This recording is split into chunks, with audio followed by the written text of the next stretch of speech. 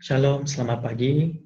Kita bersyukur karena kita dapat beribadah sekali lagi, walaupun secara virtual, tetapi saya percaya dimanapun kita beribadah, Tuhan ada berserta dengan kita, ya. Dan saya harap kita semua dalam keadaan yang baik saja, ya. Walaupun keadaan masih belum pulih sepenuhnya, tetapi kita terus berdoa dan berharap supaya keadaan akan menjadi baik, ya, seperti biasa, ya. Jadi saya harap semua dalam keadaan baik, Anda di rumah dan dengan keluarga, ya. Jadi hari ini saya akan membawa kita di dalam perkongsian firman Tuhan yang saya ambil daripada Injil Yohanes pasal yang ke-17 ayat yang pertama sampai ayat yang ke-11. Oke. Jadi dalam petikan ini Tuhan Yesus berdoa untuk murid-muridnya, dan peristiwa ini adalah saat yang terakhir Tuhan Yesus bersama dengan muridnya.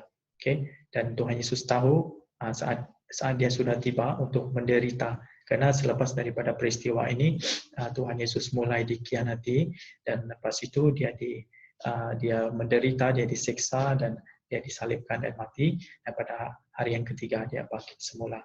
Okay. Jadi di dalam peristiwa ini Tuhan Yesus baru saja selesai mencuci kaki murid-muridnya, dan lepas dia selesai mencuci, dia berkata-kata kepada mereka, ya, kata-kata dia yang terakhir, ya, yang mendorong mereka. Oke. Jadi dalam peristiwa ini juga Tuhan Yesus dia mengakhiri dengan berdoa untuk murid-murid dia. Dia mengakhiri kata-kata dia dengan berdoa, ya, untuk murid-muridnya.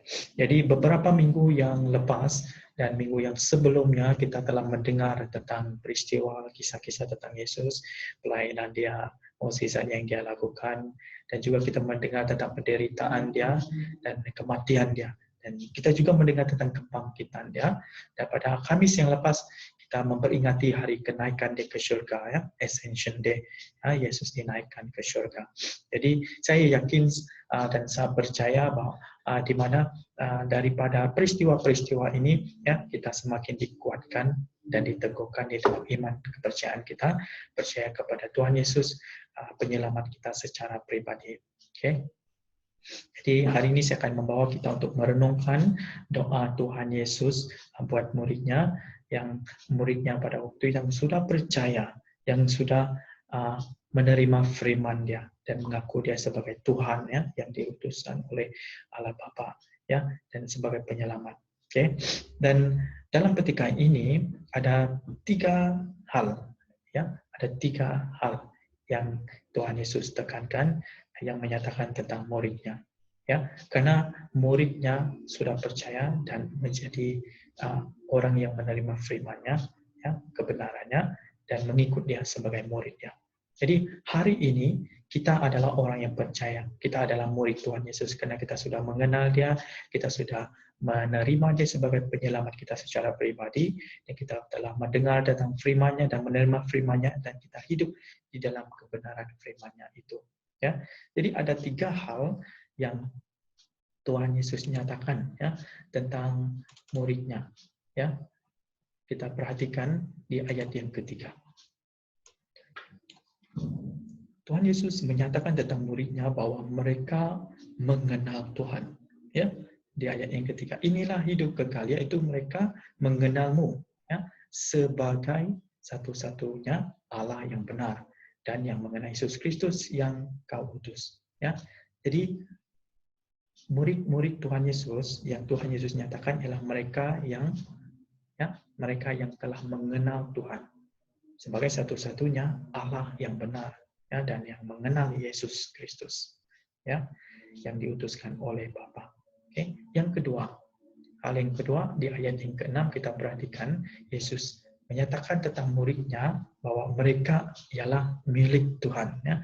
Mereka semua milik Tuhan, ya, dan mereka yang telah menerima firman Tuhan, yang mendengar tentang firman Tuhan dan taat pada firman Tuhan. Oke, di ayat yang ke-6.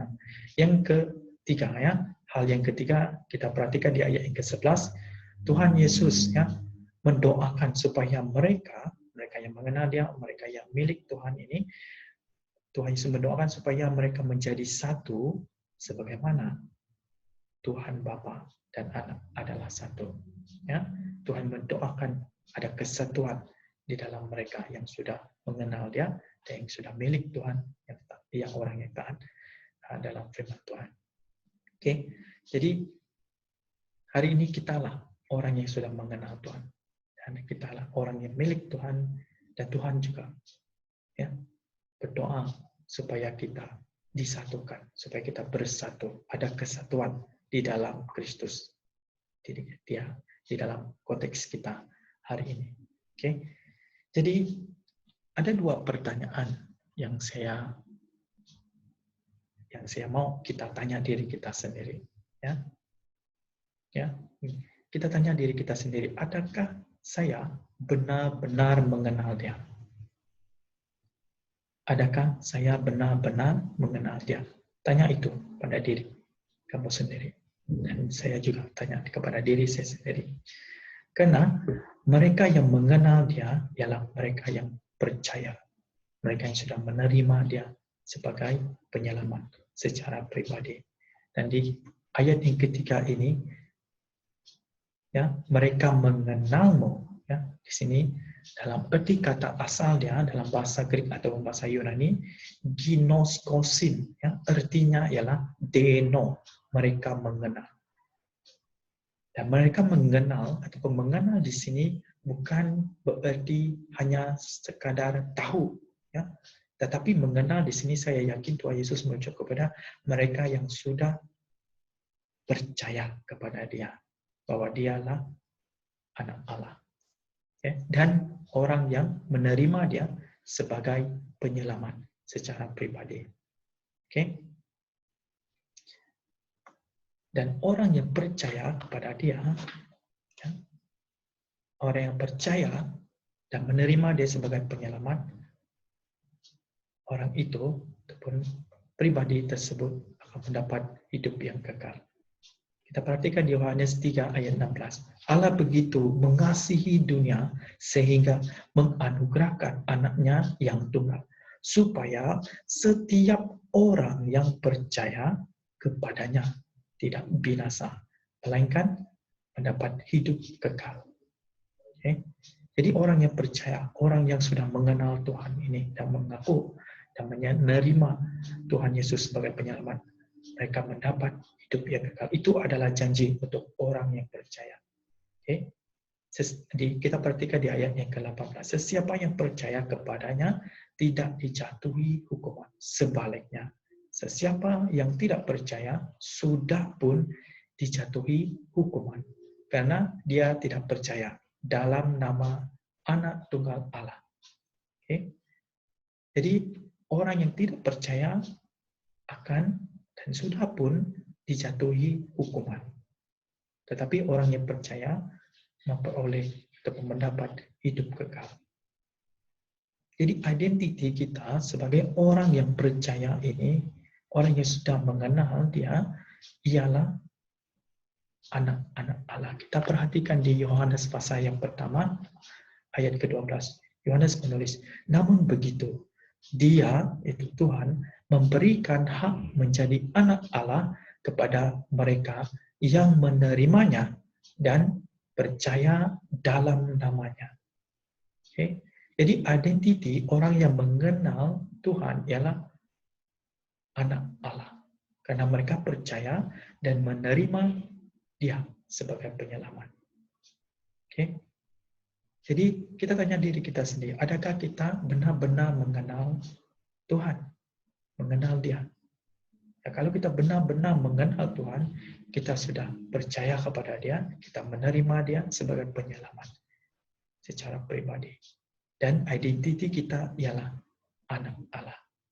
Dan kalau kita adalah anak Allah, berarti kita adalah milik Tuhan. Jadi persoalan yang kedua, tanya diri kita sendiri, adakah saya benar-benar milik Tuhan? Ya, adakah saya benar-benar milik Tuhan? Kita perhatikan di ayat yang ke-6. Aku telah menyatakan namamu kepada semua orang di dunia ini yang telah kau serahkan kepadaku. mereka semua milik-Mu. Engkau telah mengamanahkan mereka kepadaku. Kini mereka taat akan firman-Mu. Ya. Firman yang kau berikan, ayat yang ke-8, firman yang kau berikan kepadaku telah kusampaikan kepada mereka dan mereka menerimanya. Okay. Saya yakin mereka yang milik Tuhan ini ialah mereka yang percaya dan menerima Dia, dan mereka ialah mereka yang taat akan firman Tuhan. Ya, mereka yang milik Tuhan ini adalah bukan saja percaya kepada Tuhan, bukan saja menerima Dia menerima Tuhan sebagai penyelamat pribadi, tetapi mereka ini ialah mereka yang taat akan firman Tuhan, yang sudah menerima firman Tuhan, yang sudah mendengar dan menerima firman Tuhan itu yang telah disampaikan kepada mereka. Oke? Jadi mereka yang milik Tuhan ini ialah orang yang taat akan firman Tuhan. Karena firman Tuhan itu adalah kebenaran. Ya, kebenaran. Dan karena mereka taat kepada firman Tuhan dan kebenarannya, mereka dibebaskan. Mari kita perhatikan di Yohanes 8 ayat yang ke-31 dan ke-32.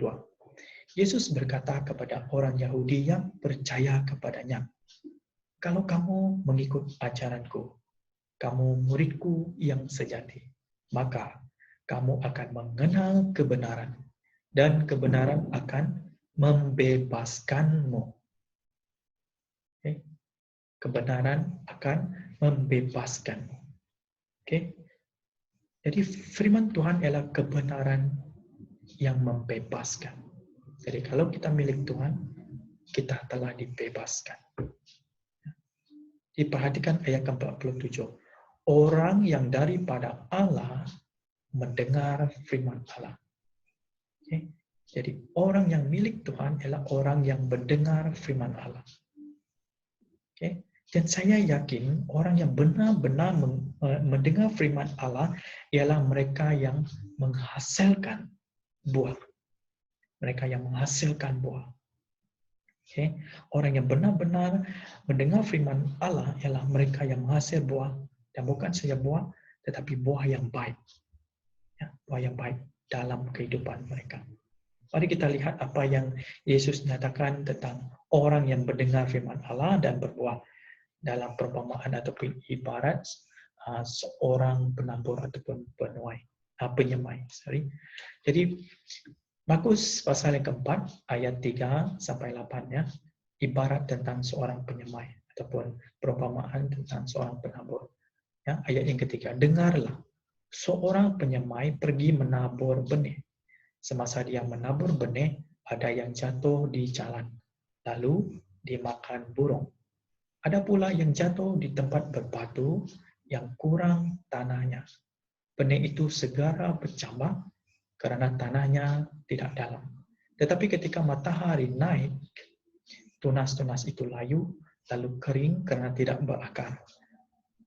Ada pula yang jatuh di tengah-tengah semak duri, lalu semak membesar dan membantutkannya sehingga tidak berbuah. Tetapi ada benih yang jatuh di tanah subur, lalu bertunas, membesar, dan berbuah. Hasilnya 30, 60, atau 100 kali ganda. Apa yang Yesus coba sampaikan di sini? Kita perhatikan di ayat yang ke-14, Markus 4, ayat ke-14 sampai ke-20. Penyemai itu menabur firman. Orang yang seperti benih di jalan, tempat firman itu ditabur. Saya minta maaf, ada orang seperti benih di jalan, tempat firman itu ditabur. Sebaik-baik mereka mendengar firman, datanglah iblis untuk mengambil firman yang sudah ditabur dalam hati mereka. Okay. Ada orang lain seperti benih yang ditabur di tempat berbatu. Mereka mendengar firman itu dan terus menerimanya dengan sukacita. Tetapi mereka tidak berakar. Maka hanya tahan seketika. sebaik-baik mereka menanggung kesusahan atau penganiayaan karena firman itu, iman mereka pun segera luntur. Okay. Ayat yang ke-18.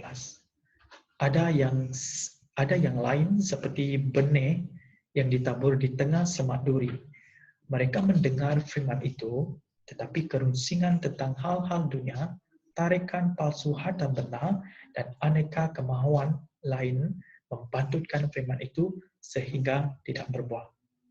Dan yang lain, seperti benih yang ditabur di tanah subur, mendengar dan menerima firman itu, lalu menghasilkan 30, 60, bahkan 100 kali ganda. Jadi saya sangat yakin orang yang benar-benar mendengar firman Allah ialah mereka yang mendengar, menerima firman, dan menghasilkan buah yang baik dalam hidupnya. Ya, mari kita lihat apa yang Tuhan Yesus nyatakan, ya, apa yang terjadi kepada mereka yang berbuah baik dan orang yang tidak berbuah. Kita lihat di Matius pasal yang ke-7, ya, Injil Matius pasal yang ke-7, bermula dari ayat 17. Pokok yang subur menghasilkan buah yang baik, manakala pokok yang tidak subur menghasilkan buah yang tidak baik. Pokok yang subur tidak mungkin menghasilkan buah yang tidak baik, dan pokok yang tidak subur tidak mungkin menghasilkan buah yang baik. Setiap pokok yang tidak menghasilkan buah yang baik akan ditebang dan dibakar. Ya, perhatikan ayat 19. Setiap pokok yang tidak menghasilkan buah yang baik akan ditebang dan dibakar. Demikianlah kamu akan mengenal orang daripada hasil perbuatan mereka. Ya, perhatikan ayat ke-21. Tidak semua orang yang memanggilku Tuhan, Tuhan akan memasuki kerajaan syurga, tetapi hanya mereka yang melaksanakan kehendak Bapa-Ku yang di syurga.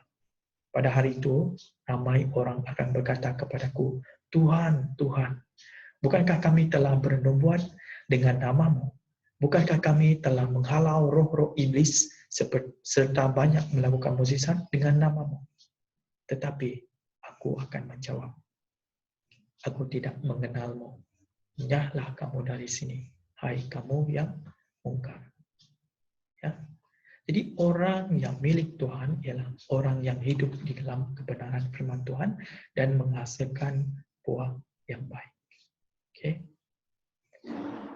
Jadi Tuhan Yesus berdoa, ya, Tuhan Yesus berdoa untuk mereka, ya, mereka yang mengenal Dia, mereka yang milik Dia, ya, supaya kita perhatikan di ayat ke-11, supaya mereka menjadi satu, sebagaimana Tuhan Bapa dan Anak adalah satu. Ya. Tuhan berdoa dan berharap dan menginginkan, menghendaki kita yang sudah percaya, yang sudah kenal Dia, menerima Dia sebagai penyelamat secara pribadi, dan kita yang hidup di dalam kebenaran firman-Nya, Tuhan menghendaki kesatuan di antara kita, sesama orang yang percaya. Ya. Kita hidup di dalam konteks di mana kita datang ataupun latar belakang yang berbagai denominasi. Ya. Ada yang daripada Anglican, ada yang daripada gereja itu, gereja ini. Ya. Tetapi firman ini tetap untuk kita semua, karena kita adalah orang yang percaya kepada Tuhan Yesus, dan kita hidup dalam kebenaran yang telah dinyatakan oleh-Nya, supaya kita bersatu. Ya, supaya kita bersatu. Ada kesatuan di dalam gereja-gereja Tuhan itu. Ya, Tuhan tidak menginginkan kita berpecah, ya, tetapi Dia menginginkan kesatuan dalam kalangan orang-orang yang percaya, ya, orang yang hidup di dalam kebenaran firman Tuhan. Ya. Iblis berusaha untuk memecahkan gereja Tuhan, ya, di dunia pada hari ini. Ya, gereja di mana ada berlaku perpecahan, berarti di sana iblis sedang bekerja. Jadi kita tidak beri peluang kepada iblis untuk bekerja dan berusaha untuk memecah belahkan gereja Tuhan. di dalam gereja kita sendiri, di dalam manapun gereja-gereja di dunia ini. Ya, iblis berusaha untuk memecahkan kita. Tetapi Tuhan mendoakan, mengharapkan, menghendaki supaya kita tetap bersatu. Ya, di dalam Malaysia sendiri ya, ada banyak jenis denominasi. Ya, ada banyak jenis denominasi. Oke, tetapi kita masih bersatu. Ya, kita masih bersatu. Kita bersyukur karena ada kesatuan dalam kalangan orang yang percaya di Malaysia. Ya, walaupun pada hari ini kita berhadapan dengan krisis COVID-19 ini yang tidak membawa kita beribadah bersama di dalam gereja, tetapi kita masih beribadah secara virtual, ya, secara online. Kita masih boleh teruskan kesatuan itu dalam kalangan orang yang percaya. Bahkan saya lihat satu video di mana sekumpulan penyanyi menyanyikan lagu memberkati negara Malaysia. Dan saya melihat mereka adalah orang yang percaya yang datang daripada pelbagai denominasi di Malaysia. Okay? Jadi mereka menyanyikan lagu untuk memberkati negara kita Malaysia. Secara pribadi saya sangat diberkati dengan lagu itu dan sangat menyentuh hati saya. Dan saya sangat bersyukur karena lewat daripada krisis COVID-19 ini, Tuhan menyatukan kita dalam iman, ya, bersama-sama memberkati negara kita Malaysia. Saya sangat diberkati dengan lagu itu, ya, dan sampai hari ini saya masih mendengar lagu itu. Kalau saya ada kesunyian, saya akan mendengar, dan saya sangat diberkati, dan dia semakin menguatkan iman saya, dan semakin menguatkan kerinduan saya untuk berdoa untuk negara kita Malaysia. Ya, jadi kesatuan itu sangat penting. Ya, Tuhan menginginkan, menghendaki supaya kita terus bersatu, ya, di antara gereja-gerejanya seluruh dunia maupun di Malaysia. Ya, dan bukan saja gereja, Tuhan juga menginginkan supaya keluarga, ya, bersatu. Tidak ada perpecahan berlaku di dalam keluarga itu. Ya, sama ada pasangan suami istri ataupun di dalam anak, ya, hubungan anak itu sendiri. Ya. Jadi kita pernah mendengar, ya, pepatah Melayu mengatakan bersatu kita teguh, bercerai kita roboh. Ya, itu menunjukkan bahwa kesatuan itu sangat penting. Ya. Dan kesatuan itulah yang meneguhkan. Kalau kita bercerai ataupun kita berpecah, kita akan roboh.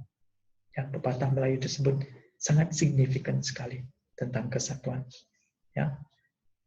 Jadi di dalam institusi keluarga itu sendiri, kesatuan itu perlu ada.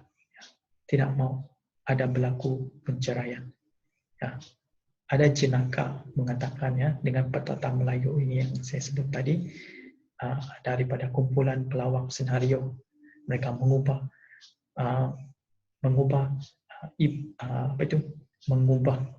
pepatah tersebut kepada begini, ya, bersatu kita teguh, bercerai kita kawin lagi. Ya. Walaupun itu satu jenaka, ya, dan memang kelakar juga, tetapi jenaka itu sangat sedih bagi saya. Karena bercerai dan kita kawin lagi, itu sangat menyedihkan sekali. Ya. Jadi penceraian itu di dalam institusi suami istri ataupun keluarga rumah tangga memang tidak baik, memang tidak baik. Lebih-lebih lagi dalam institusi keluarga Kristen itu, karena bukan saja memberi kesan kepada pasangan, ya, suami istri tersebut, malah memberi kesan juga kepada anak-anak. Jadi kekristenan tidak menggalakkan berlaku penceraian di dalam institusi rumah tangga ataupun keluarga. Ya, jadi memang kalau kita di dalam suami istri hidup rumah tangga memang ada krisis, tetapi setiap krisis itu kita boleh selesaikan kalau kita berbincang, ataupun kalau memang sukar untuk membuat perbincangan, kita boleh rujuk kepada orang yang kita percaya seperti pastor, ya, minta pastor untuk doakan dan minta nasihat daripada pastor. Okay? Ya, jadi pentingnya kita menempatkan Tuhan dahulu di dalam setiap hubungan kita, sama ada di gereja ataupun hubungan suami istri dan institusi keluarga itu. Kita dahulukan, kita andalkan Tuhan di dalam setiap hubungan kita supaya kesatuan itu tetap kukuh dan teguh. Ya, jadi kalau kita takut akan Tuhan, ya tidak ada yang mustahil. Semuanya Tuhan akan satukan, Tuhan yang akan pulihkan.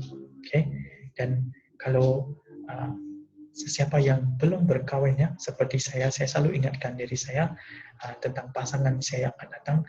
Kita doakan, ya Tuhan sudah menyediakan yang terbaik. Tapi apa yang Tuhan sediakan yang terbaik adalah orang tersebut ataupun pribadi tersebut ialah orang yang mengenal Tuhan, orang yang takut akan Tuhan. Oke, jadi pentingnya memiliki pasangan yang takut akan Tuhan. Ya, jadi sangat penting kesatuan itu. Jadi hari ini kita mendengar bahwa Tuhan mendoakan mereka yang sudah mengenal Dia, yang percaya, dan mereka yang hidup dalam kebenaran firman Tuhan, yang milik Tuhan itu, Tuhan mendoakan supaya ada kesatuan. Ya, karena kesatuan itu sangat penting. Oke, jadi Tuhan ya mendoakan, ya Tuhan Yesus mendoakan dan mengharapkan supaya semua anak Tuhan dan pengikutnya ada kesatuan dalam Kristus. Okay. Jadi sebelum saya mengakhiri, saya ingin mendorong kita, ya, saya ingin mendorong kita semua yang mengenal Tuhan, yang percaya dan yang telah menerima Tuhan Yesus sebagai Tuhan dan penyelamat secara pribadi, dan kita yang hidup dalam kebenaran firman-Nya, saya ingin mendorong kita untuk tetap yakin dalam iman kita, iman kepercayaan kita, walau apapun yang menghalang kita, walau apapun yang mencabar kita.